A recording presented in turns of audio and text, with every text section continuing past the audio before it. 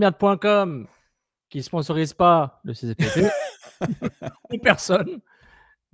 En fait, c'est Canapé qui sponsorise le StreamYard de CCPP. Donc, the bill is in the mail. Send us the bill. We need to pay back some stuff. Voilà, on est de retour. Pas de podcast vendredi. Non, on pouvait pas. Ben, ouais, on pouvait pas. Mais on est là.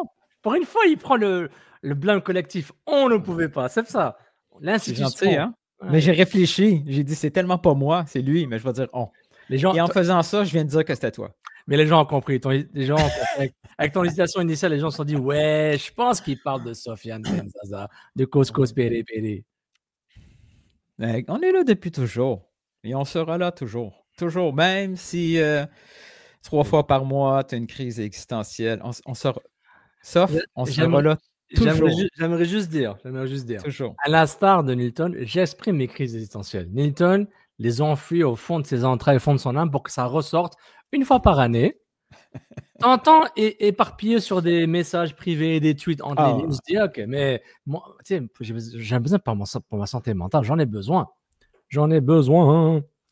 Donc, ouais, qu'est-ce que tu regardes en ce moment? Ah, t'as vu les expos? Non, c'est pas sorti encore officiellement. C'était juste accès privé, ensuite au cinéma.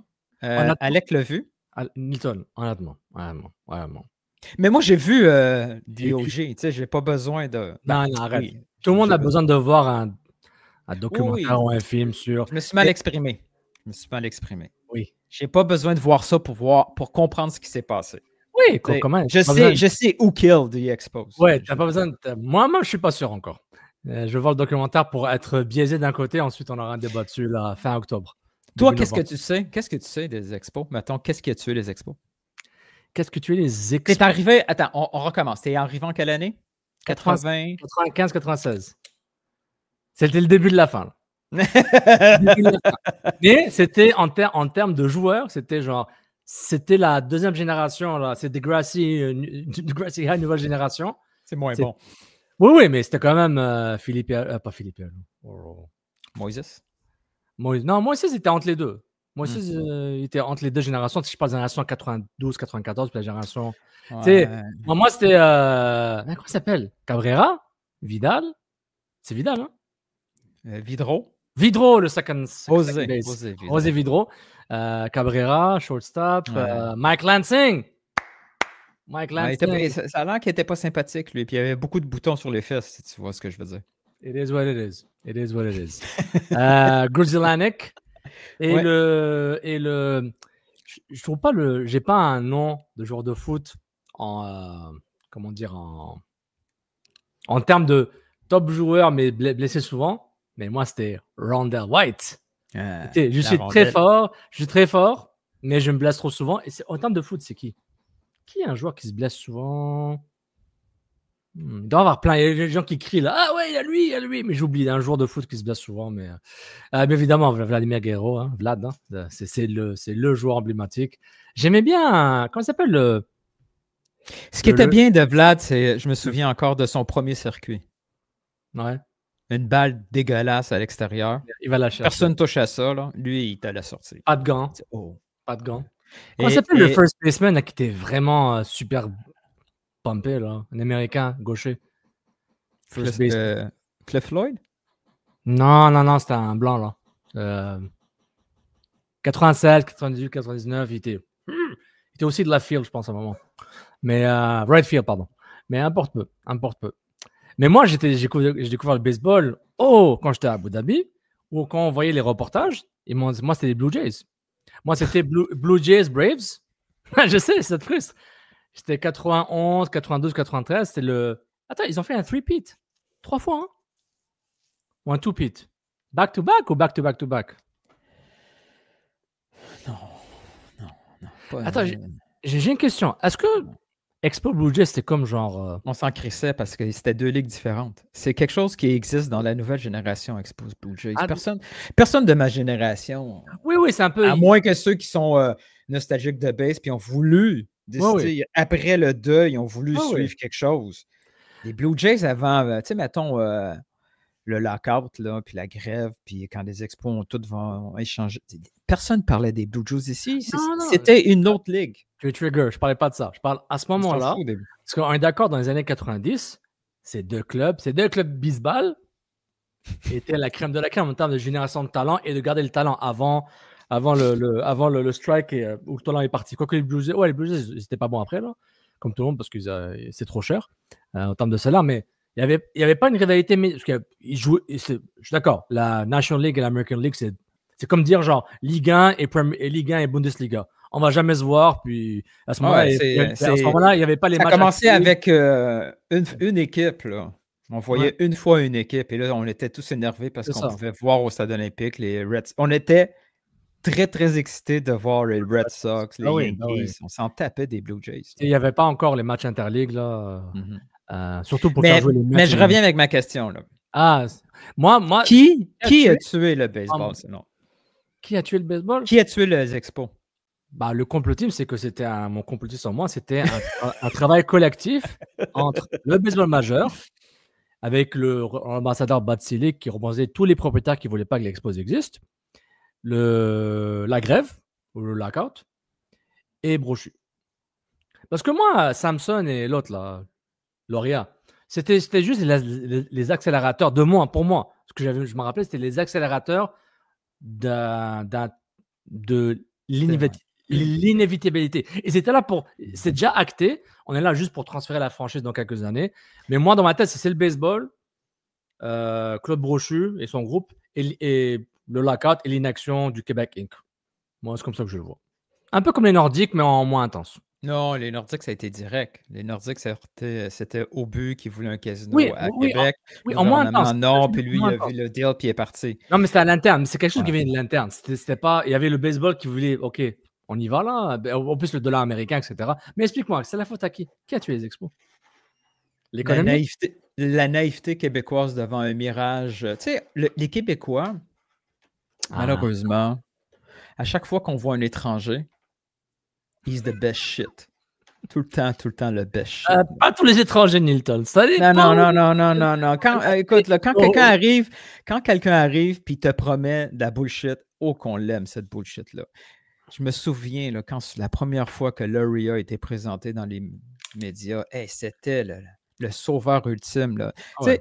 Ça arrive encore régulièrement. Quelqu'un qui arrive de l'extérieur, puis là, il y a eu tout le temps un bel effet. C'est vrai. Et là, il nous a tellement crossé. Mais moi, je connais rien.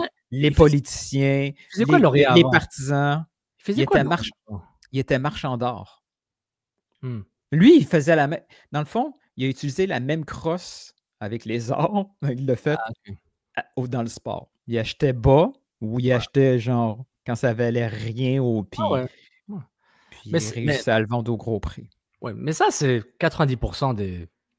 Mais ce qui a tué les expos, c'est notre naïveté collective. Là. Puis notre incapacité à se relever puis à juste se chier dessus parce que c'est pourri, là, je ne vais plus aux expos. Et je pense aussi que c'est le manque d'engagement culturel et aussi du gouvernement. Moi, je trouve qu'à un moment donné, si les instances gouvernementales, qui ne sont pas là à donner de l'argent aux riches tout le temps, mais ils le font. Ils disent souvent qu'ils arrêtent de le faire, mais ils le font à chaque fois. Ah oui, il y avait de la démagogie. Là. Moi, j'ai entendu beaucoup de choses. On ne donne pas de l'argent à des millionnaires. On arrête, mais en fait, ça continue tout le temps. Mais juste me dire... Moi, je suis un peu surpris parce qu'on m'avait dit que le système de la santé était déficient à cause des riches du baseball. Puis quelques années plus tard, j'ai rien contre parce que j'y vais une couple de fois. Là. J'essaie d'y aller à peu près une fois par année. Mais le même montant a été alloué à la maison de l'Orchestre symphonique de Montréal. Culture différente. C'est un aspect différent. Et c'est pourquoi chez Nilton, moi, je pense que il y a un côté très élitiste. Je l'ai remarqué depuis que je suis arrivé ici. Il y a un côté un mouvement élitiste anti-sport. Parce que même le Canadien, les gens qui sont un peu élites là, du Canadien, ils s'en foutent du hockey. Ils y vont pour l'événement et le bling-bling. Pour eux, c'est comme aller aux Oscars ou aux Met. C'est un statement. Je vais au Canadien. Peut-être au fond d'elle, ils aiment le hockey, ils aiment le Canadien, mais il n'y aura jamais un engagement politique, fédéral, provincial, municipal, etc. Et ce qui fait mal, c'est qu'en termes de timing, depuis 2 semaines, Ah, c'est une catastrophe. Là. C'est... Honnêtement, ce documentaire-là, c'est vrai, il vient genre...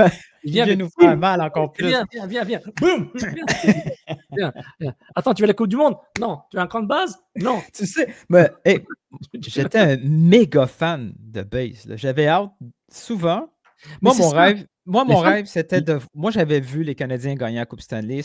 C'est mon bucket list. Là, était check. Canadiens, j'ai vu, check. C'est marrant que tu dises 2 fois la Coupe Stanley. C'est fou. Et après ça, moi, je voulais voir les Expos gagner la Série mondiale une fois. C'était un objectif. Je voulais tellement voir que quand les Canadiens étaient pourris, là, j'avais hâte que la saison finisse rapidement pour qu'on puisse parler des Expos l'été. Il y avait un débat médiatique, pas assez de couverture des Expos? C'est ça que tu Toujours. Ah. Est-ce que ce qu'on vit là, c'est pas nouveau, là? On avait aussi le mirage qui se disait « quand les Canadiens sont pas là, on va pouvoir avoir plus de couverture médiatique. » Mais non, les gens des médias, ils attendent juste que ça finisse Canadien pour partir en chalet puis disparaître pendant 3 mois. Tu sais. Mais je ferais la même chose. Ah ouais, je sais, mais c'est un faux argument de dire. C'est vrai. Mais j'aimerais, aux gens de PR et aux autres personnalités qui sont partis la première du documentaire, première un peu privée, invitez Nilton pour ce genre d'événement. Netflix Québec, invitez Nilton et Sofiane pour ce genre d'événement. C'est des visionnements. On est qui? On est qui? On est des créateurs de contenu foot, des passionnés de ballon rond. Ouais. Donc, une semaine, là. Un bond de 3 semaines, là, c'est bien. Mais je vais retomber dans une déprime, c'est clair. Quand je vais voir ça, je vais être fâché. Je vais détester encore plus les Jays. Mais peut-être que rendu là, ils seront déjà éliminés, donc c'est moins pire. Je pense pas que tu dises les Jays. Tu dises les gens qui sont soudainement fans des Jays ou tu comprends pas. Les Jays, en amont. Et toi, ça t'intéressait pas, les Jays des 90? Jamais. Holyrood, Carter, tout ça, tu t'en foutais. Je l'ai compté hier à ma blonde. Quand j'étais kid, puis je rentre de Montréal à la maison. Les scones, ça a l'air bon. C'est moi, un petit paquet maison. Ça a l'air bon. C'est tellement juste moi qui trouve ça drôle présentement. Uber Eats. Quand j'étais jeune, puis vu qu'il y avait 2 ligues, américaine et nationale, on ne voyait jamais la Ligue américaine, je me cherchais un club dans la Ligue américaine pour supporter. Les Pirates. Non, ils sont dans les Ligue nationale. Je te jure sur ma vie là, que j'ai fermé les yeux, j'ai fait ça sur le journal, sur la colonne de la Ligue américaine. Ouais. Et j'ai mis mon doigt et je suis tombé sur les Mariners. Pas mal. Bon choix. J'ai décidé. Ils n'étaient pas terribles. Ouais, mais au début, ils n'étaient pas super terribles. C'était bon à un moment. Oui, à un moment donné, oui. Après, ils ont fait les playoffs. Là. Après, ils ont fait les playoffs, je pense. Oui, Ken Griffey Jr. avec sa casquette à l'envers, c'était incroyable. Puis, son père. Edgar Martinez, le DH. Mais à l'époque, je pense qu'il y avait Paul Molitor avant qu'il arrive à Toronto. Bref. Holyrood était là à Seattle? Holyrood? Non, je pense que. Moi, je me souviens juste de lui. John Holyrood. Ouais, ah non, John, c'est son casque. John, c'est son fils. Pardon. C'est ça. Donc, depuis une semaine, mon amour pour les Mariners est revenu. À la surface. C'est vrai. Il a joué pour les Mariners, je me rappelle. Il a joué pour les Mariners. John Holyrood? Oui, je me rappelle. C'était après les Blue Jays, je me rappelle. OK, c'est ça, après. Après les Blue Jays. Mais moi, c'est ce que j'ai découvert dans les années 90, c'était le Braves Jays. Blue Jays, c'était quelque chose. Les méchants Braves qui gagnaient tout le temps le pennant, mais ils ne gagnaient jamais la World Series. Comment il s'appelait, là, le gars, là? Ah, il avait aussi les Phillies. Les Pirates aussi qui étaient là. Les Pirates, ouais. Jim Leland, le coach des Pirates. Le stade de Trois-Rivières, s'il te plaît. non. Mais attends, il y avait plus d'autres. Ça fait 15 minutes. OK, c'est assez. C'est assez le baseball. Tu regardes quoi, là? Je regarde des tutos de FIFA pour essayer de battre 1 contre 1 les défenseurs. Je suis nul, 1 contre 1, man. Je suis nul. Carré, X, fin de tir. Hop. Non, les low driving shots. Ah, mon Dieu. Ça, c'est comme. Ça fait tellement longtemps que j'ai Il faudrait essayer quelque chose d'autre, OK? Les créateurs de contenu sur les jeux vidéo, ils crient beaucoup. Ça crie tout le temps. Ça crie quand il pack quelque chose. Ça crie. Mais tu vois, moi, le gars, là, il est pas bon, défenseur de Madrid, il est pas bon. Non, ça tape, ça pète. Tu sais, c'est vraiment. Ah ouais.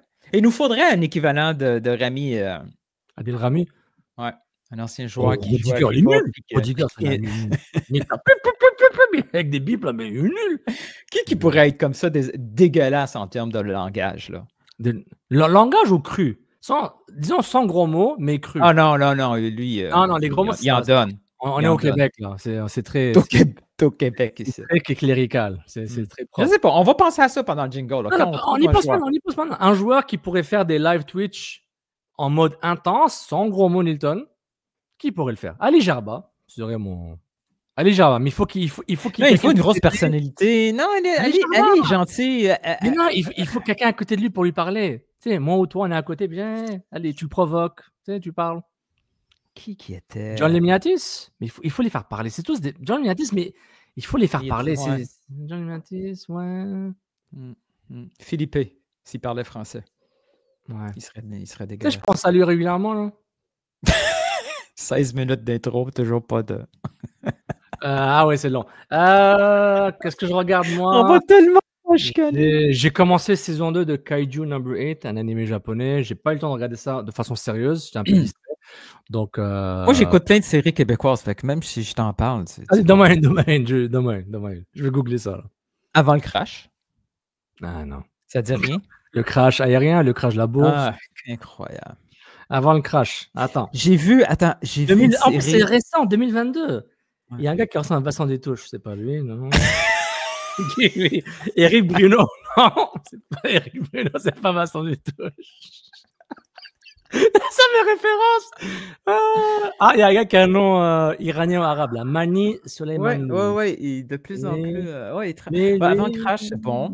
J'ai vu une série, j'ai vu une mini-série de 6 matchs québécois qui se passe aux îles de la Madeleine. Détective surprenant, c'est ça? C'était vraiment bon. Mais c'est ça. Je parlais de séries. Comme toi? Ils se sont. C'est basé sur Broadchurch, non? Détective surprenant. Non, c'est un livre, c'est un romancier québécois. Là. Ok, la série britannique l'a copié le livre. Parce que je me rappelle, j'avais vu le trailer dessus. Ok, je l'ajoute. Détective surprenant. Il est sur quoi? Il est sur la télévision. Réponds. C'est peut-être Illico, quelque chose comme ça. Là. Illico. Je trouve Illico. 17 minutes. Broadchurch. Broadchurch. Non, mais Broadchurch, c'était fait il y a 10 ans. Non. Il date de quand, le livre? Ouais, je sais pas. Je sais pas. Bon, c'est vraiment super intéressant ce qu'on a fait. 18 minutes à faire Fajal. Bon, allez, parle l'intro, je vais te trouver. Oui, si quelqu'un qui travaille pour eSport, FIFA, si vous voulez que Nilton et moi, on réapprenne à jouer FIFA, on peut faire des captures. Mais moi, je suis pas sûr, je suis rendu à la division 6. Si on peut faire, s'il y a des gens qui comprennent ce que ça veut dire, là, je suis dans la première saison, je suis à la division 6. On peut faire des vidéos collaboratives en faisant des camps d'entraînement à différents niveaux, entre moi et toi. Au fait, ce qu'il faudrait faire. Et on peut le faire avec le gars du club, là, quoi s'appelle? Exact. Lux. Je trouve son nom. Lux. Ouais, je pensais ça. Moi, les noms. Il vient de Saint-Pierre-et-Miquelon. Bref, il pourrait m'apprendre. des moves, tu comprends? Moi, je pense, à ce qu'on lance un message, donne pas des affaires comme ça. Tu sais que cette idée-là va se retrouver ailleurs. Genre dans 3 semaines, là. Il n'y a rien à dire. Le bilan est déjà fini. Puis, je trouve son nom, man. Sport électronique. Lux, IMLS. Je vois pas son nom. Lux 11, j'avais raison. Lux 11. LOUX 11. Faudrait qu'il m'apprenne 2 ou 3 moves. 1 contre 1. En tout cas, on lance l'appel là. Lux 11, si tu veux faire des chroniques avec nous là, ou des vidéos collab là. Et même bouton collab en YouTube, on peut collaborer avec le club ou avec ton propre canal. Ah ouais? On peut faire des choses avec le club? Genre présenter par? Ok, parle là. Come on, bro! Come on! Je vais t'expliquer. Ils sont pas au niveau, les arbitres. Vous écoutez Couscous Piripiri.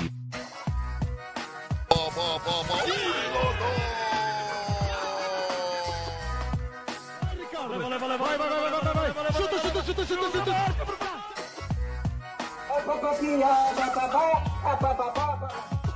pense que si je ne me trompe pas, le Real Madrid ne font pas les séries ou le Movo mondial. God never sleeps, man. Bienvenue tout le monde, Cause Piri Piri, épisode 146. Moi c'est Sofiane, lui c'est Nilton. On parle foot à toutes les sauces. On parle culture québécoise. Culture québécoise. J'ai trouvé l'auteur. Il s'appelle Jean Lemieux. C'est sur Illico. Il y a une série de livres et il va y avoir une deuxième saison basée sur ces livres. Détective surprenant. Ça se passe aux îles de la Madeleine. Ok. Je vais regarder ça. Regardez ça. Avant Série Noire. Je vais regarder Détective surprenant. Oh man. Le thème de l'émission, avec un préambule très québécois, très expo, trop baseball. Joe Carter, Moises Alou, Pedro Martinez, Mike Lansing. Ok, on recommence pas. On est en mode Canada, parce qu'on parle de la transcanadianité du sport. On est tellement en mode Canada que Sofiane était au match. C'est ma troisième sortie de l'année, là. C'est incroyable. À chaque fois, média. T'as même ça? Oh, Canada. Ah oui? Our home. Ah ouais. Il faudrait que j'y aille, moi aussi, des fois, média. Mais j'étais avec la famille. Oui, mais je t'ai dit, viens, média, puis on pourra faire des trucs avec des gens, mais t'es avec la famille. Non, mais honnêtement, j'allais acheter des billets, mais les personnes... le prix? Non, c'est cher, mais genre, c'est un gros match. C'est une expérience inoubliable. Mais avec qui les personnes qui avaient un intérêt, je ne vais pas dire si c'est amis ou famille, là, des personnes, ça n'a pas marché. Je disais quoi? C'est rien d'acheter des billets. C'est peut-être la bonne revente, mais je dis, je ne suis pas un gars de revente. Là, like, whatever. Puis, je ne vais pas donner mon transfert Interac là, ou ma carte de crédit. Là, whatever. On va voir quelqu'un dans un coin, dans une allée à Hochelaga, genre il veut des bitcoins. Qu'est-ce que tu as mangé au buffet? Ça intéresse je suis arrivé en retard. Il avait du riz mexicain, un gars, un sahabi qui m'a reconnu. Un sahabi, c'est-à-dire un ami. Un ami en arabe, c'est pour dire que c'était un maghrébin probablement. Un sahabi, il m'a dit, il y a du riz mexicain. Non, ça va. Ouais. Cousin, c'est un truc, c'est pour dire on est amical, on s'aime bien. C'est pour dire respect. Okay. Comme compadre, comme vous dites, la compadre. Ouais. Voilà. Et compadre. Donc, moi, on va commencer. L'expérience d'aller au match. La mienne est très facile, la tienne est plus complexe. Tu vois, je commence par la mienne. Donc, je prends un Uber. Parce que je me dis, si je prends la voiture, déjà pour y arriver, c'est le trafic de fou. Et le métro, c'est pour le peuple. Non. Et de deux, trouver du parking. Même si le parking, l'Arena Raymond Bouchard, je ne sais plus laquelle, Raymond qui? Raymond Bourque? Non, c'est pas l'Arena Raymond Bourque. Comment ça s'appelle l'Arena à côté du club, là, le parking, là? Vas-y, continue, je veux que le Raymond Bouchard, Raymond Bourque, continue. Non. Ah, come on. Joueur québécois. Le joueur québécois de hockey. C'est pas l'Arena Maurice Richard, là-bas. Non. Jean Béliveau. Toi, tu parles de l'Arena Charbonneau ou au coin? Non, l'Arena en face du stade. Entre le stade et le cinéma Vio. Tu sais, sur Vio, là, t'as un parking ouvert. C'est bien. Oui, Charbonneau. Okay. Là, tu parles pas de Maurice Richard au coin. Non. Okay. Pierre Charbonneau. Donc, je dis, si j'y vais là-bas, il se peut que je ne trouve pas de parking, ou je vais me taper le parking sur Sherbrooke, le P4 là, du stade olympique. Je dis, je n'étais pas sûr. J'ai pris l'Uber, très cher, et le retour aussi en Uber, parce que je suis sorti là-bas à minuit, très cher. Mais c'était long, hein. C'était 45 minutes, juste en voiture. Et je viens de Ville-Saint-Laurent, donc c'est normal. Je dis, le métro, déjà pour arriver au métro via le bus, ça va prendre 15-20 minutes de bus plus l'attente. Donc je dis, je vais rater le match. Donc je prends Uber, je l'ai quitté le plus tôt possible. Puis je suis arrivé là-bas. Galerie Presse, je prends un pass, j'y vais. La bouffe, j'oublie ça, j'ai pris une bouteille d'eau et un café, puis je me suis assis. La Galerie Presse intérieure avec les vitres, malheureusement. J'aurais voulu sans vitres, parce que les places de Galerie Presse à l'extérieur étaient déjà toutes prises. Il y avait une ou deux, puis je me suis déplacé en deuxième mi-temps là-bas pour un peu voir l'ambiance de l'extérieur. Donc ça, mon expérience de match, j'ai pas, il y avait pas. Mais il y avait des stars médias, non? Oui, j'étais à côté de Jamie Filosa, Gavino Di Falco, il y avait Elias Gregoradis, il y avait du monde, il y avait du monde. Il y avait une quinzaine de personnes. TSN. Oui, eux, ils sont pas loin de ça que TSN. Ils sont sur le terrain. Il y avait John Molinaro, vous connaissez le TFC Republic, Sportsnet, etc. Il y avait du monde. J'avais vu du monde parce que j'étais parti voir un entraînement du Canada plutôt cette semaine, le matin. Donc, j'ai revu quelque part. Rick Westhead, le fameux journaliste là, qui lance des bombes. Lui, c'est exclu. Lui, c'est des vrais exclus, lui, en termes d'exclus. Là. Et le MSN, la BBC du football international, Joe Saputo, Gianni Infantino et Mark Carney. Il y avait de l'argent là. Il y avait du budget discrétionnaire. Dans ce truc-là. Et puis, imagine Infantino, là, lui, il s'est tapé des stades de Qatar, la Maracana, Chelsea. Qu'est-ce que tu penses qu'est-ce qui s'est intérieurement, il s'est dit quoi du stade de Montréal? Il se dit, on aurait pu faire des matchs ici. Ah oui? Si on augmente de 30% les prix, tu sais, tu fais de la proportionnalité de genre 40 000 places, 28 25 000. Donc, moi, les prix de 20-30%, la FIFA aurait fait son argent. C'est quand même fort. Hein? Joey a réussi à inviter le premier ministre et le président de la FIFA. Dans sa loge. Dans sa loge. Et il y a de la misère à parler aux autorités locales, peu importe le niveau politique. Là. Ouais, mais ils ont eu leur rabais sur taxe. Là. Ils l'ont eu, là. Taxe municipale. Ça, c'est une fausse histoire. Là. Ils l'ont eu. Et comme tout le monde a tweeté rapidement, aucun représentant de la ville de Montréal était présent. Du moins, personne ne les a reconnus. Du moins, ils n'étaient pas invités dans sa loge. C'est-tu un cue pour écouter quelque chose? Mais toi, ton expérience. Mais je vais en parler. Tu veux ou on parle du Q? Ah oui, puis il y avait beaucoup de gens de la GRC en soute et tout, là, des mastodons là, qui étaient dans les couloirs en arrière là, pour protéger le Premier ministre. Je vais parler de mon expérience partisan. Ça va être la mienne. Mais avant, vu qu'on parle des autorités locales, je veux remercier. J'ai oublié de noter son nom. Désolé si je me trompe, mais je pense que c'est Marc Poulain qui m'a envoyé cette vidéo-là. Sur Twitter? Non, je l'ai downloadé en vidéo. Mais attends, mais c'est un message privé, t'as dit son nom, là. Genre, fais attention.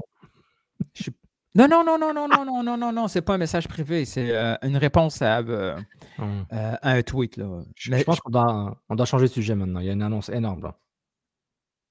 T'es sérieux? Non.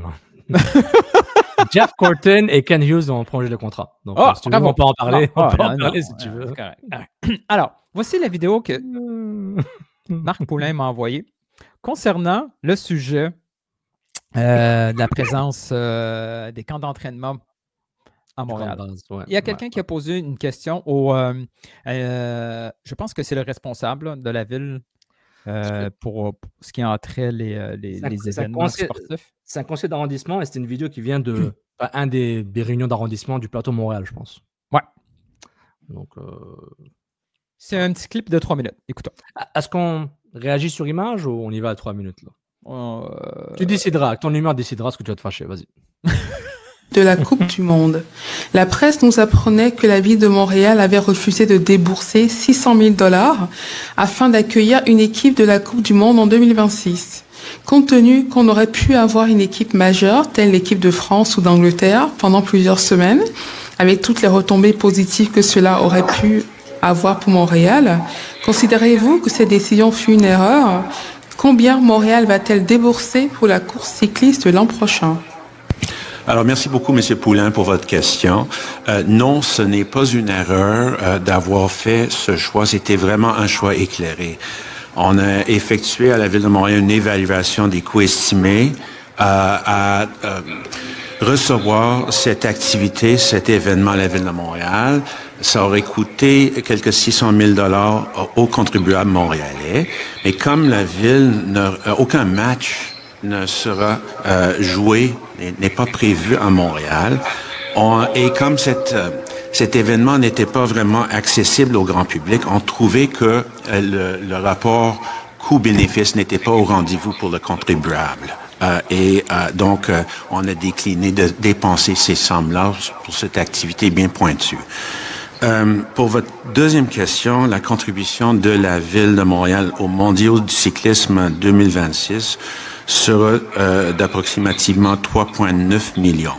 Et je tiens à souligner, chaque fois qu'on nous demande à la Ville de Montréal de recevoir un événement sportif majeur, on effectue une analyse des coûts aux contribuables par rapport aux retombées à l'économie montréalaise. et ont fait une analyse des coûts-bénéfices de l'activité. Dans ce cas-là, on trouvait que les bénéfices étaient au rendez-vous pour la société, pour l'économie montréalaise.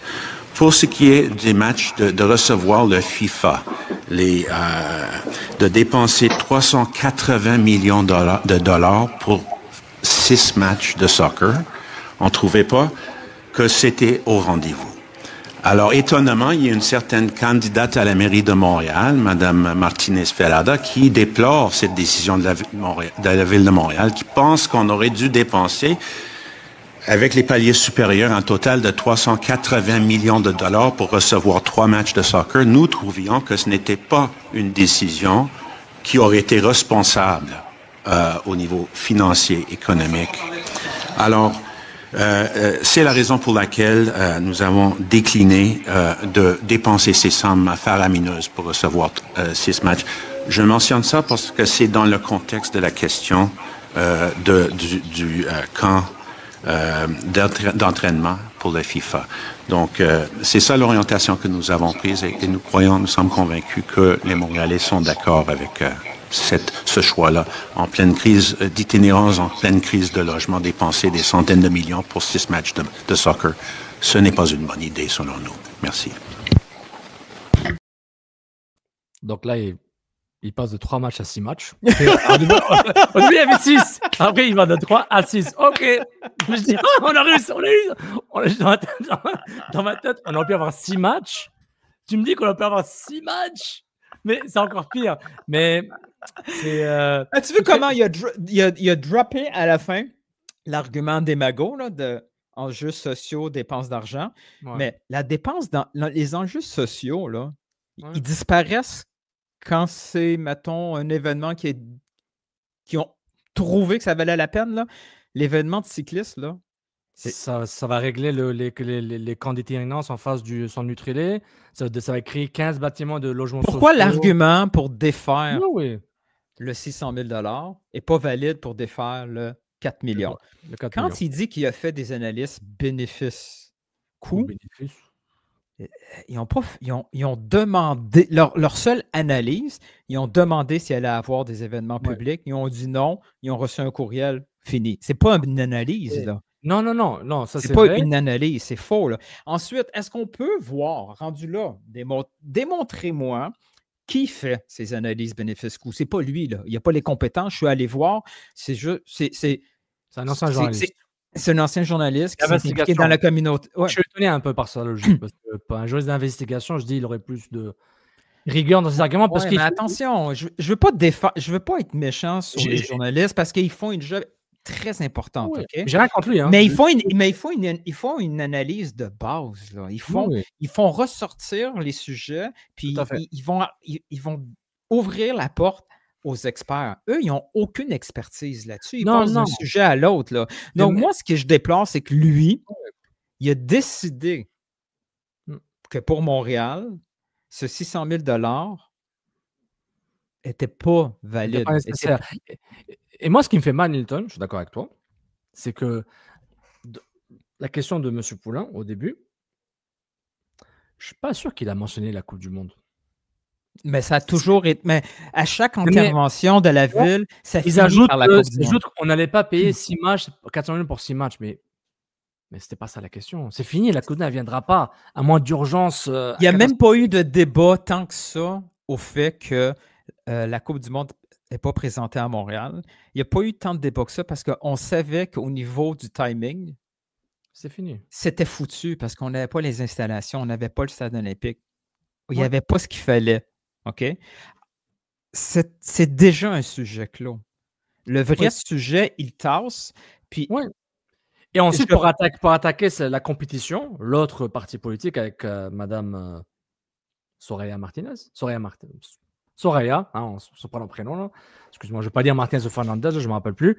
Mais pour dire, il attaque. Donc là, tu utilises un sujet sensible pour certains, pas pour la majorité, pour attaquer les propos de Mme Ferrada, pour dire qu'elle voulait des matchs de Coupe du Monde, mais dit nous on n'aura pas, ça coûte trop cher, pour répondre à une question par rapport au camp de base, Je suis un peu confus. Surtout que l'équipe de France et probablement l'Angleterre et les Pays-Bas demandaient $0. On veut juste la sécurité, Non, exact. déplacement et autre chose connexe que voilà. Et même si on peut se dire, demander, disons qu'on accepte l'argument, ils auraient pu, l'équipe de France ou la Fédération anglaise ou les Pays-Bas auraient dû donner un petit plan. Oui, on a fait ça il y a 4 ans. Au Qatar, on a fait ça il y a 8 ans. On pourrait faire quelque chose identique à Montréal, plus ou moins en termes d'événements, etc. Mais on peut pas s'engager. Mais on dit, c'est ça qu'on a fait les dernières années. Voilà. Mais disons qu'ils avaient la gentillesse de donner une sorte de plan, un calendrier de contenu, là. Disons. Ça, je reviens à ton point. Ça change quoi exactement au montant? Le vrai problème, c'est qu'il y a eu beaucoup ça. Non, mais il y a une formule quelque part. Quelqu'un a utilisé une formule. C'est une formule qui se base sur du vibe. OK, ton vibe, c'est que tu ne veux pas que le foot soit là, c'est correct. S'il y a une formule mathématique ou une matrice approximative, partage-la. On est curieux de savoir parce que... Moi, je vais attaquer les deux clans, OK? Le premier clan qui est facile à attaquer, là, les autorités municipales, on a vu leur totale ignorance du sujet. Ils ont confondu plein de choses. Ils ont juste rapidement fait une analyse en se disant FIFA, argent, non. Ils n'ont pas compris les nuances. Tout à fait. Ils se sont complètement barrés de cette conversation-là parce qu'il existait l'antécédent de la Ville de Québec avec les Kings. Ils se sont dit FIFA, c'est pire encore. Je ne veux mettre aucune scène associée à la FIFA. Après, on trouvera les arguments. Même avec Toronto, avec les coups qui explosent à Toronto. Les coups pour la Coupe du Monde à Toronto, les coups explosés, tel que prévu. OK. Là, on va prendre un autre angle. Puis probablement, on va se faire chicaner. Mais who cares? Le club a mal fait. Très, très, très mal. Très, très, très mal procédé au truc. Parce que probablement, c'était des gens qui ne savent pas comment parler, qui ne savent pas comment dealer stratégiquement avec les autorités gouvernementales. Okay? Quand la FIFA est venue pour la Coupe du Monde Espoir, là, U20, okay, c'est pas l'Impact et Joey Saputo qui a organisé ça. Non. C'est Rio puis FIFA, là. Ouais, avec M. Millien, Francis. Ah, ben oui. Québec Soccer, ben oui. M. Millien, fils. Oui. Parenthèse, je m'ennuie beaucoup de son père. Francis Millien, il savait. Et il était... on m'a dit que Francis, il a fait des trucs qui personne ne croyait qu'ils étaient possibles. Personne ne pensait que c'était faisable. La FIFA est venue au Stade olympique. Okay? N'oublie pas, il était pendant longtemps à Canada Soccer aussi. Donc, il y a une relation différente. Mais il savait à qui parler. Oui. Entre autres, quand tu regardes tous les événements là, sportifs, par exemple, il y a le truc patinage de vitesse présentement, là. Il y a des budgets qui sont déjà prévus pour ça. Puis c'est pas la Ville de Montréal qu'il faut contacter, c'est Tourisme Montréal. Oh, oui. Eux peuvent pousser un agenda puis pousser ton projet. Ils ont déjà des budgets pour ça. Oui, bon point. Ils ont déjà. Puis le problème, c'est que le comité du côté montréalais qui s'est occupé de faire venir ça, ils n'ont pas l'expérience. Oui, Joey, ça n'a jamais fonctionné avec la Ville. Je sais. Est-ce qu'un de ses fils était là-dedans? Ses fils, je veux dire, ils commencent dans l'univers. La dernière fois, ils avaient 10 ans. Est-ce que c'est Alexandre Camara? J'en ai aucune idée. Est-ce que c'est Alexandre Panton? Jamais. Mais il aurait fallu qu'ils n'ont pas ce réflexe-là. Il aurait fallu qu'ils se tournent vers, OK, comment vous avez fait pour faire venir le cyclisme, le patinage, etc., etc. Francis Millien n'a pas disparu de la map, là. Comment tu as fait pour faire venir la Coupe du Monde U20? C'est quoi les démarches? C'est quoi les canaux qui donnent le plus de chances? Là, ils ont juste envoyé un courriel à la Ville pour se débarrasser de ce problème-là. Je simplifie tout, là. Mais quand tu t'envoies directement dans un dead end, là, quand tu vois le panneau cul-de-sac, tu ne sois pas déçu que la route finit là. Tu le savais d'avance. Ils n'ont jamais eu une bonne relation avec la Ville. Mais Hilton, pourquoi tu dis te débarrasser? Est-ce qu'ils savaient que ça allait échouer? Tu penses qu'ils disent que ça va jamais marcher? Je pense pas. Non, c'est la ville qui voulait se débarrasser de ça. Oui. Ok, excuse-moi, j'ai compris le club. Parce que le club, il voulait avoir cet événement-là, le camp de base. Oui, ils veulent. Mais là, ils vont utiliser à fond. Ils vont utiliser cette situation-là politiquement pour se positionner, pour dire on n'est pas uniquement les seuls méchants. Ceux en face veulent rien savoir de nous. Oui, ça, c'est la conséquence et l'après. Mais le pendant et l'avant, je me dis, oui, est-ce que tu aurais vu, là, on rétropédale un peu, mais est-ce qu'on aurait vu l'avoir un gars comme Francis Millien ou des gens connectés pour faire... Tous des gens qui ont déjà dealé avec la ville ou avec la FIFA, il aurait fallu... Est-ce qu'il fallait un négociateur, un médiateur? Tu dis oui. Mais moi, j'ai jamais eu affaire avec le club. Mais ce que j'en entends souvent de ceux c'est qu'ils sont tellement en vase clos, ils veulent tellement rien écouter des autres. Ils ont toujours l'impression qu'eux, ils savent mieux que tout le monde. Mais ils se mettent des roues. Ils se mettent des bâtons dans les roues des fois. En général, je suis d'accord avec ça. Sur ce coup-là, je ne sais pas. J'aimerais bien qu'ils nous parlent. Peut-être que ça n'aurait rien changé. C'est ça, il y a ça aussi. Mais j'aimerais que le club nous parle. Venez et parlons de ce sujet par rapport au camp de base. J'aimerais en parler, qu'ils disent qu'est-ce qui est vraiment arrivé de leur côté. Ils ne vont pas venir. Ils vont t'envoyer un message privé à toi et pas à moi parce que j'existe pas. Là.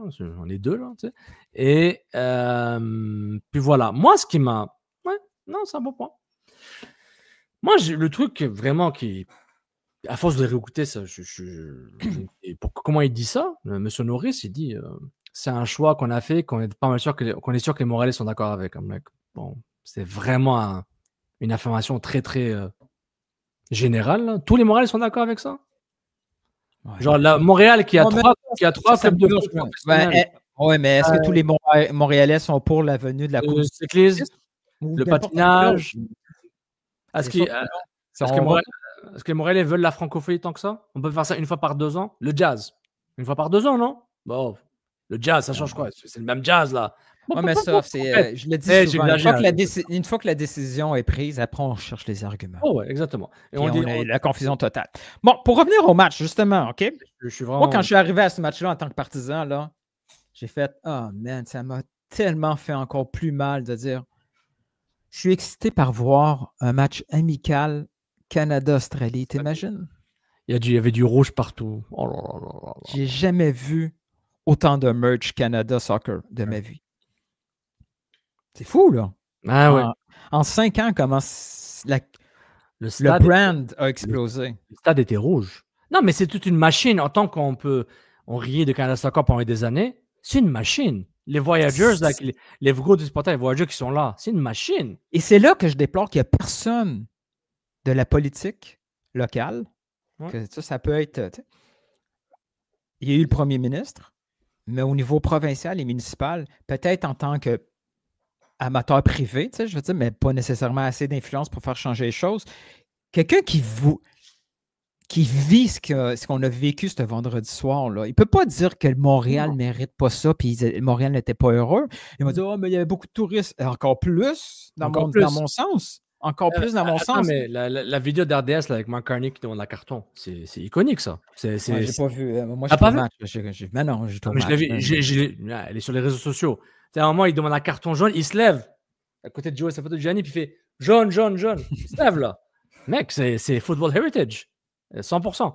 Mais on voit, on a eu l'occasion de vivre une fois ou 10 ans ce genre de situation-là. Ça... Non, mais on a eu quoi? Honduras avant la MLS et on a eu Curaçao. Mais là, on a aussi vu les limites du stade Saputo. Moi, quand je suis arrivé, déjà, à chaque fois, j'ai un peu honte. Quand il y a des étrangers qui arrivent au stade Saputo, j'ai un peu honte. La colline, la colline remplie de boue. Non, my God. Thank God, il ne mouille pas. À chaque fois qu'il mouille, oui, c'est dégueulasse. Mais en même temps, tu sais, j'avais des mixed emotions. Quand on arrive du métro, puis moi, je passe par le parking, le stade, parce qu'on ne le voit pas souvent, le stade Saputo, le soir, il est beau. Quand on arrive le soir, le stade Saputo, je te jure ça, j'exagère pas. On dirait... J'avais des flashbacks de les autres stades en Europe, parce qu'une fois illuminé, il est beau. Il est magnifique. Il est beau. Le soir, il est beaucoup plus beau que le jour. Autre chose. Attends, vas-y. Autre chose, OK? Parce que, tu sais, le jour, on voit qu'il est comme pas fini. Tu comprends ce que je veux dire, là? Ben, il n'est pas Trop couvert. Non, Ouais, c'est un stade des années 2000. Voilà, c'est Ouais, ça. il donne C'est normal. l'impression de ne pas être fini, mais c'est pas négatif, mais tu sais, il donne cette impression-là, Ouais. il manque quelque chose. Mais le C'est un soir, design. C'est ça un paraît design. moins parce que la lumière, tout Non, ça. non. Et ce qui était magnifique, puis j'aimerais que les Montréalais fassent, je sais pas comment les provoquer, là, mais au Québec, on ne le fait pas assez. Je suis arrivé une demi-heure avant le match. Ouais, Puis habituellement, une demi-heure avant le match, hein, tu rentres, il n'y a aucun problème de gate. Tout est vide. Non. Là, déjà là, c'était une catastrophe. Les gates, c'était une catastrophe. Ouais. Une catastrophe. Une chance que je connais un spot où les gens ne veulent jamais aller. Les gates, c'est une catastrophe. Je m'approche du stade et j'entends un stade en vie. Ça chante, il y a de l'action. Oui. Ça, là, c'est là, à ce moment-là, que quand je vois le stade le soir, les lumières, c'est beau.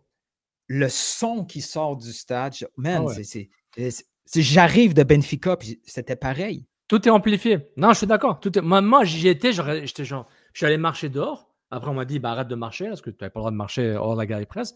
Puis je voulais m'imbiber de l'ambiance. Après, je dis, mais c'est incroyable. Je vois les drapeaux, le bruit, l'hymne national, les cris, le niveau décibel des cris. Surtout au penalty non appelé sur TGM Buchanan en début de match. T'imagines, il y a un penalty pour Buchanan, le son, mais tout au Chelaga se réveille. Et il marque ce penalty, c'est incroyable. Ça aurait été le moment FIFA, on vient jouer un match ici. Gianni, genre, let's go, on ramène Honduras, Chili ici, maintenant. Et encore là, je trouvais que l'ambiance était un peu off par rapport quand on à l'enjeu. Non, mais quand on a un groupe de supporters, tu sais, le collectif d'un côté, les 16-40 de l'autre. T'imagines ces groupes-là, en nombre, ça torche 1000 fois l'ambiance de vendredi. Il y avait beaucoup de moments calmes. Où il y avait il manquait d'ambiance, de musique et tout ça. Je ne connais pas les gens, ils viennent d'où? Est-ce que c'est beaucoup de gens de Toronto, des Maritimes? Je ne sais pas. Vraiment beaucoup de gens de Toronto. Ontario, c'est sûr. Pour eux, c'est gratuit. C'est à côté, c'est parfait. Mais je te dis, là, moi, je me suis dit, le potentiel de cette franchise-là, puis je l'ai tweeté le lendemain, là, le potentiel de Montréal pour être une ville de foot folle avec de l'ambiance fou. Le Québec est malade mental. Moi, je trouvais que l'ambiance, il manquait un peu de saveur québécoise parce que c'était souvent mort, tu sais. Parce que le collectif et les 1642 amènent cette ambiance-là. À chaque fois que les voyageurs essayaient quelque chose, tout le monde embarquait. Puis je disais, imagine s'il y avait tout le temps le collectif qui chante. Tu sais, imagine. Non, je suis tout à fait d'accord.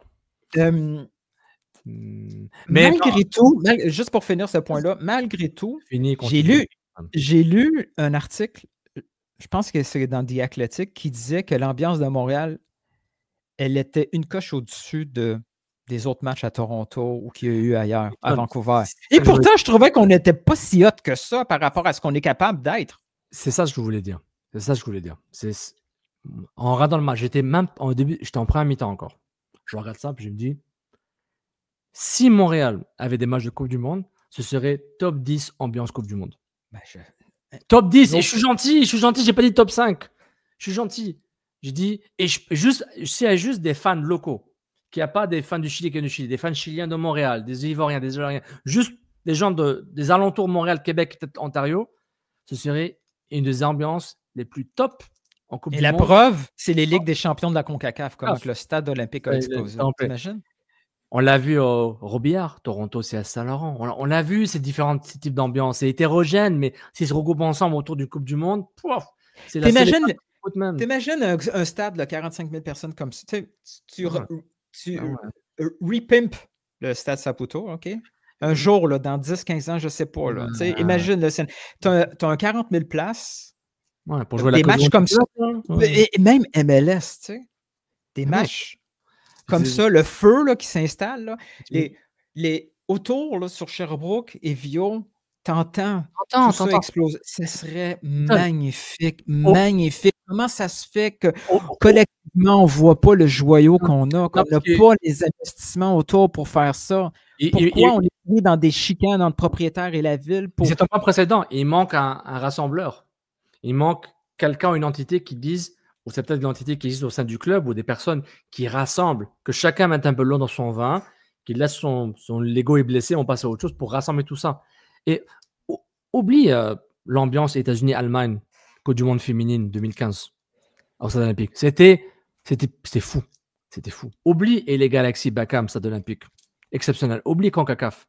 Juste le premier match à la maison de Montréal d'histoire MLS contre Chicago. Tu te rappelles? Deviano qui marque un but de la tête. C'était magnifique. Il n'y avait pas la folie furieuse de Porto. C'était parfait. C'était parfait. Juste le Stade Olympique. Et on peut dire que Montréal, en termes d'événements, ils sont encore au rendez-vous au Canada-Australie. Mais c'était un rendez-vous spécial c'était un rendez-vous national. Et tu le vois, tu te dis, genre, incroyable. Tu vois, on parlait à tout le monde. Imagine un match de coup. Imagine un camp de base. Imagine un match amical. Le Canada va être là en mois de juin. Ils vont jouer un match. Leur dernier match va être à Montréal au Stade Saputo. Imagine, genre, France. Oui, on va l'avoir. Oui, on va finir par avoir un match amical Canada. Oui, non, c'est fait. Mais imagine, genre, France contre. Je sais pas moi. France contre Pérou. Le public québécois, un public extrêmement intense. On l'a vu là, quand Drogba est arrivé en ville, là, à l'aéroport. Là. Ouais. C'était une intensité folle. Là. Ouais. On se prive au moins une décennie, voire plus, de moments collectifs tellement marquants parce qu'on est borné de chaque côté, derrière des arguments très, très légers. J'en ai marre de rater. On dit souvent on a raté quelque chose. Le potentiel a été... c'est comme mon bulletin de notes, là. Peut mieux faire.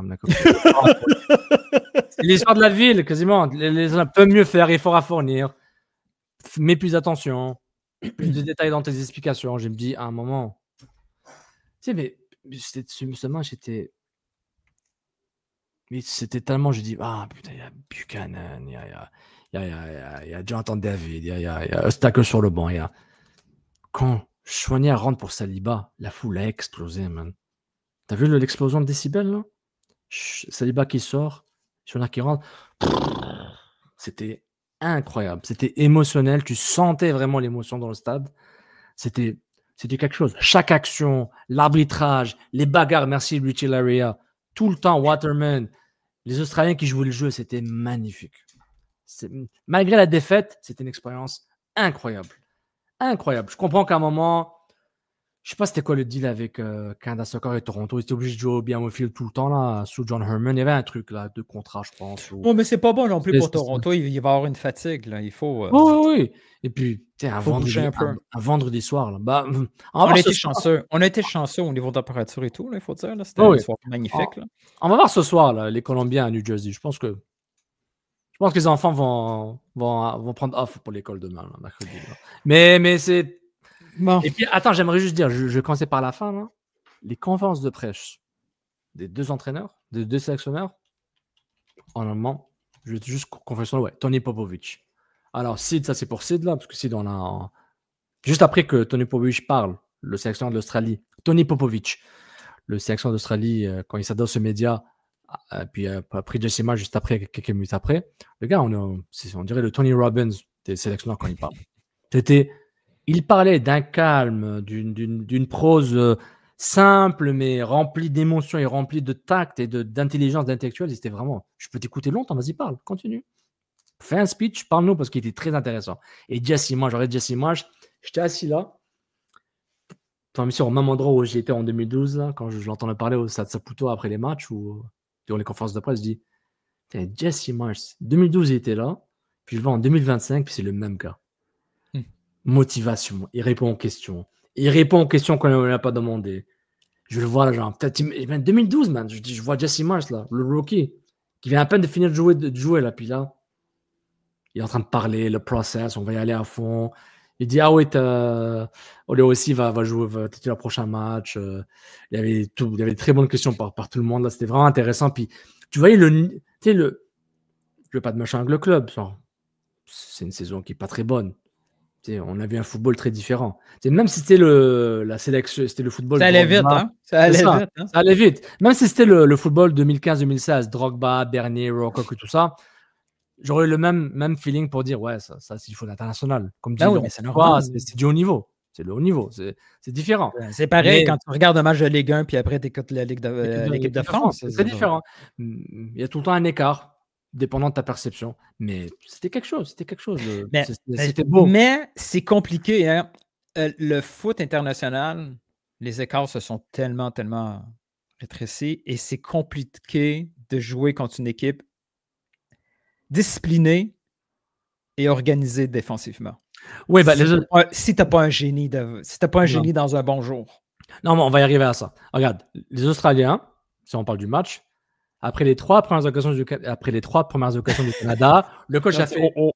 Hey, On finalement, serre les lignes, 5, bloc bas. 5, 4, 4, 1. Peut-être. Le 1 reste autour de l'arbitre, OK?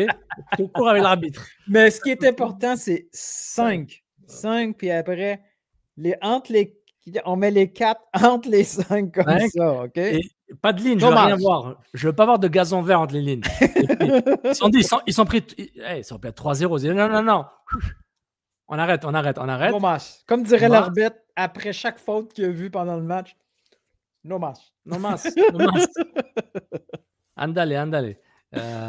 Mais honnêtement, c'était quelque chose. C'était quelque chose. Et puis ensuite, on a eu le défi du Canada où on se dit, déjà, Eustáquio qui n'est pas titulaire, ça fait une différence. Quoique, je pense qu'il y a un load management. Il va jouer contre la Colombie. Vas-tu commencer à venir de mon côté? Là? OK. Quel est mon argument contre Moi, ce que je Eustáquio disais toujours sur Eustáquio, puis toi, tu trouves que c'est une chance qu'on a, Steven Eustáquio. Non. Ça.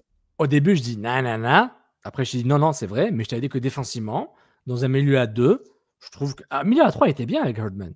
Dans un milieu à 2, je trouve que défensivement, ça va être dur. Pour tout le monde. Le milieu à 2 va être difficile. On verra ce que Jesse Marsh va faire. Mais en termes de créativité, là, on se dit. Alphonso Davies, ça manque. Hein?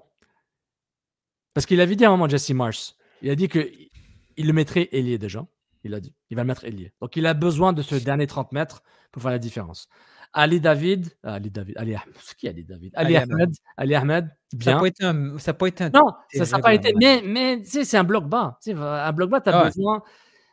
Un bloc bas, il faut que Larin soit un peu plus présent. Mais après, Larin, la première course de Larin. Ouais. Sa première course.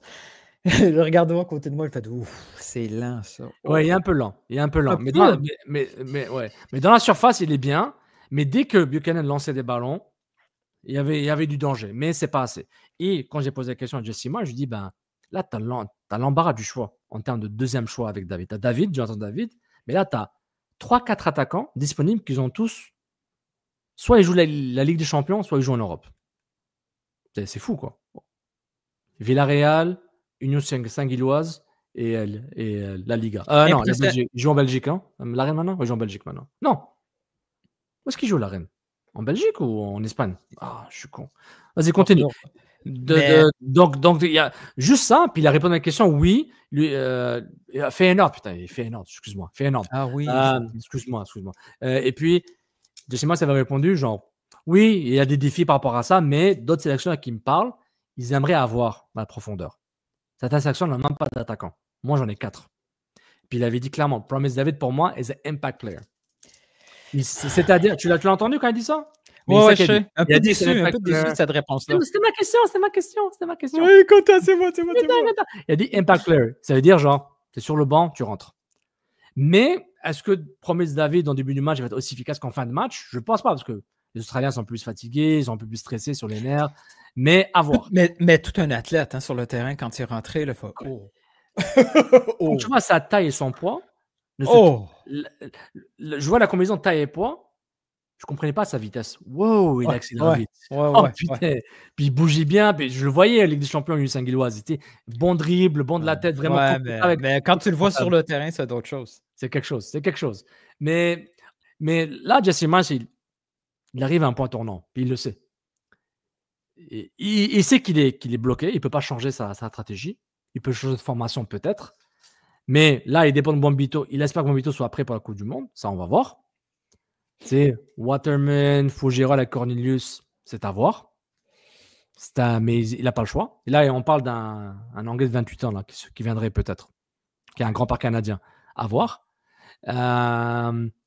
Mais il y a un défi de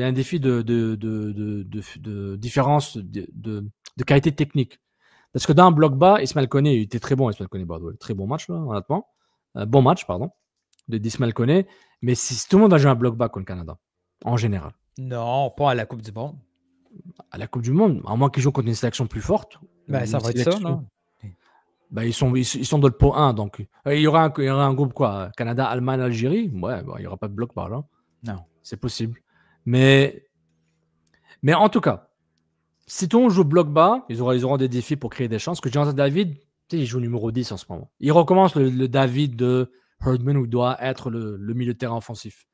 Parce que comment dire, il n'est pas vraiment milieu. Il n'y a pas cette créativité de passe qui coupe une ligne. Il est plus dans les premières touches, en 9,5. Là. Oui, mais pour faire la passe aux ailiers, puis à l'arène ou à David, à Promis ou à un autre, c'est ça le truc avec David. Et le problème, c'est qu'en mettant David jouer un peu plus bas, mais on le voit sur le terrain, il joue plus bas. Il n'a pas le choix. Il n'y a pas de ballon. C'est que Jesse Marsh est en train de faire jouer un milieu à 3, mais c'est avec le troisième milieu, c'est un attaquant. Donc c'est un peu un défi pour lui. Est-ce qu'il va jamais au milieu à 3, je pense, à moins qu'il doit vraiment bétonner un match. Mais c'est le prochain chantier de la nouvelle génération canadienne. Tu sais, avant, on avait de la misère à avoir des attaquants. Ensuite, on a eu de la misère à retrouver des défenseurs centraux parce que la vieille génération, c'était surtout les défenseurs centraux qui étaient forts. Tout à fait. Là, il est apparu ces jeunes-là qui ont explosé rapidement. Mais le prochain chantier, puis ça, c'est plus compliqué d'exploser, là, comme ça, out of nowhere, c'est le créatif ou dans l'axe. On n'a rien de créatif hors de l'ordinaire.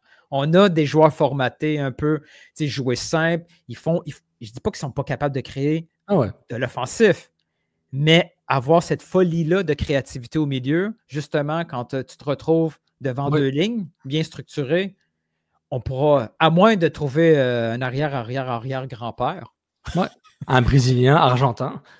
C'est la seule chance. Là. C'est à peu près la chance de trouver une espèce de déco canadien. Mais les deux seuls créatifs axial, c'est Koné et Eustáquio.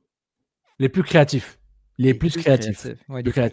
Mais trouver un sort de 10, là, c'est dur. Sur les ailes, j'avais un bon débat sur TikTok. Un gars, j'oublie son nom, mais il m'a fait rappeler qu'Ali Ahmed existait. Alphonso Davies. Schaffelberg. J'aime bien Schaffelberg à gauche. Il devrait tout le temps jouer à gauche. Parce que juste sa capacité à faire des centres sans arrêt, c'est super important. Son occasion, c'est... ça tue. Ça tue. Et moi, je suis content pour lui. Au début, je l'ai haté. Je ne sais pas pourquoi. Parce que je suis con. T'aimes pas les blonds? Oui, Liam. Non, pas Schaffelberg.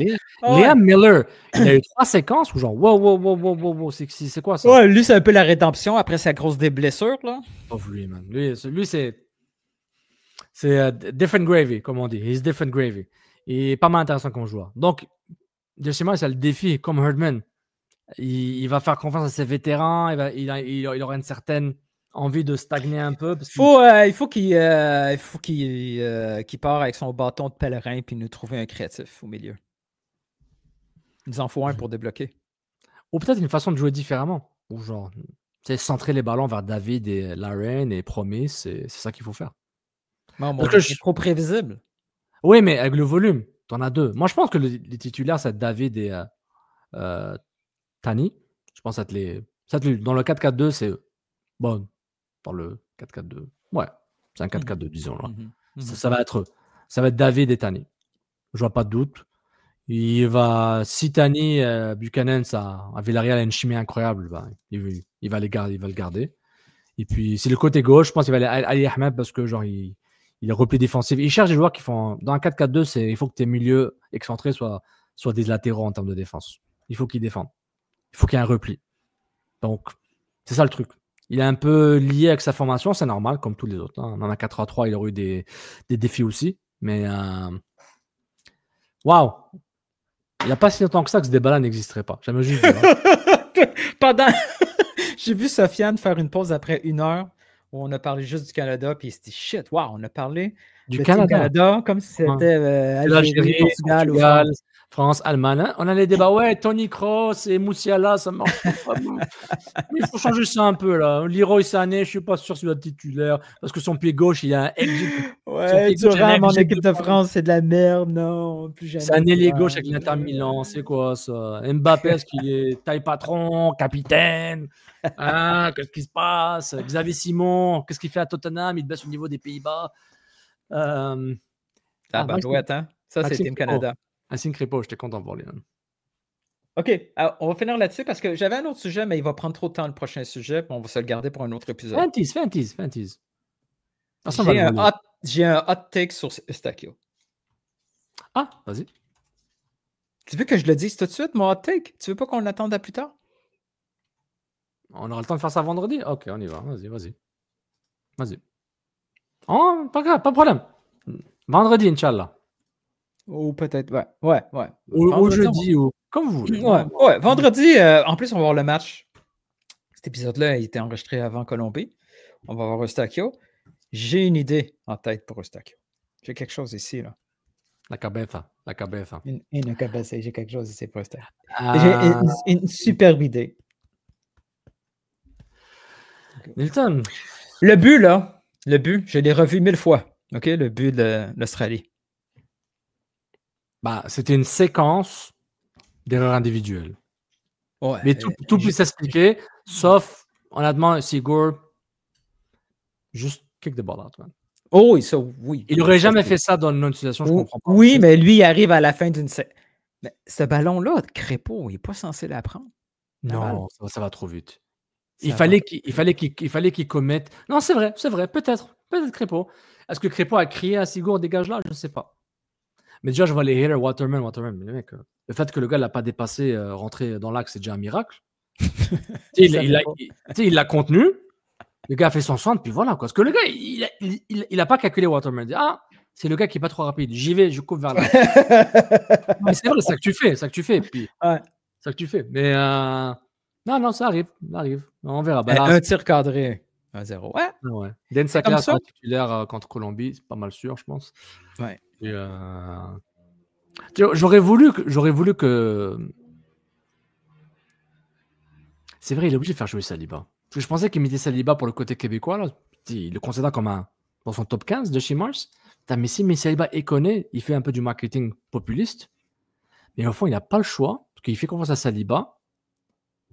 Parce que Eustáquio n'est pas à 100% tout le temps. Donc, il ne peut pas prendre le risque de baser sur Eustáquio sans faire jouer Saliba et voir et lui donner des minutes de match. OK, à long terme. Tu ne parlais pas juste du week-end. Oh oui, à long terme. Je dis, si je me base seulement sur Eustáquio, puis il y a des problèmes de genoux encore, ou il ne joue pas assez, il faut que je puisse dire, Saliba, tu es titulaire avec Koné, puis voilà, puis bonne chance. Pour ça, il faut trouver quelqu'un. Et tu me mets à place de qui? Tu me mets à place de qui? Ok, enfin, 11 titulaires. 11 titulaires, premier match de la Coupe du Monde, Toronto. C'est qui ton gardien? Pense en tant que Jesse Mars. Pas en tant que toi. On dit le gardien dans 3, 2, 1, Dan Sinclair. Ouais. Parfait. Latéral droit. On fait des prédictions, on ne dit pas notre cas.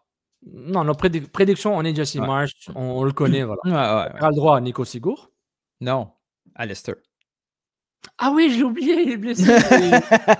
Baby, je t'ai oublié, Celtic. You never walk alone. Ah ouais. Gros morceau. Ouais. Gros morceau. Ouais. Mais s'il n'est pas top, c'est Sigurd. S'il n'est pas encore prêt, dans son genre minute de match, mais il va revenir là. Mais ok, parfait. Central, Bombito Cornelius, on touche du bois. Ouais. Latéral gauche. Attends. Ok. Ça va être Davies. Non, Davies va aller à gauche, ailier gauche, milieu gauche. Je pense que oui. Je pense qu'il n'aura pas le choix. Je pense qu'il a besoin de cette créativité. Tu sais, la différence 1v1, c'est le faire tout le temps, les replis, et puis il mettrait, parce que je vois pas d'autre latéral gauche. C'est bon, il y a ça n'a pas Bassong, ça n'a pas de Fougerolles latéral gauche. Donc moi, je vois aucun problème que Richie Laria soit latéral gauche en Coupe du Monde avec Davies devant lui. C'est ça. Moi, je vois Laria Davies, couloir. Je ne sais pas comment va la blessure de Fons. À des Dunkun, à des machins, celui de Vancouver, là. Oui. Sam a découbé. Ouais. Ouais, mais ouais, non. Et cette l'area, moi je vois l'area Alphonso Davies, couloir gauche, Ismaël Koné, Eustáquio. À droite, Ali Ahmed. J'entends David Tani.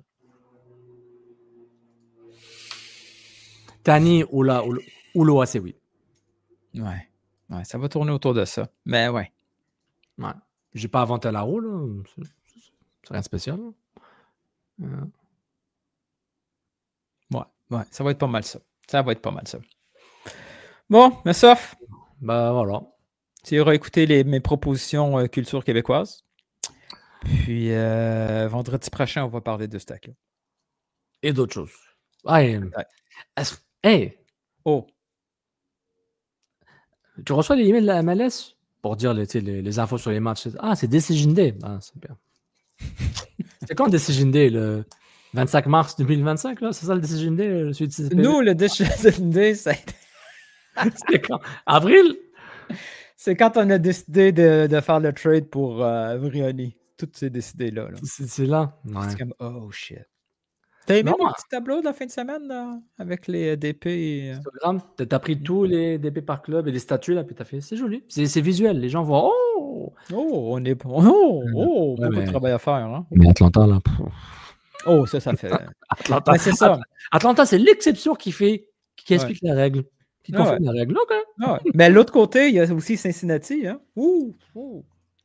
Ouais, mais il y a un cash flow salarial intéressant aussi. Il y a des règles que certains GM ont oublié. Mais on n'a pas joué le jingle. Il faut avant de partir. Ouais, ça c'est Montréal. Come on! C'est Laurent.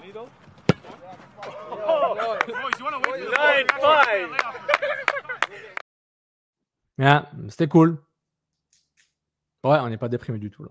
Non, pas du tout. Allez.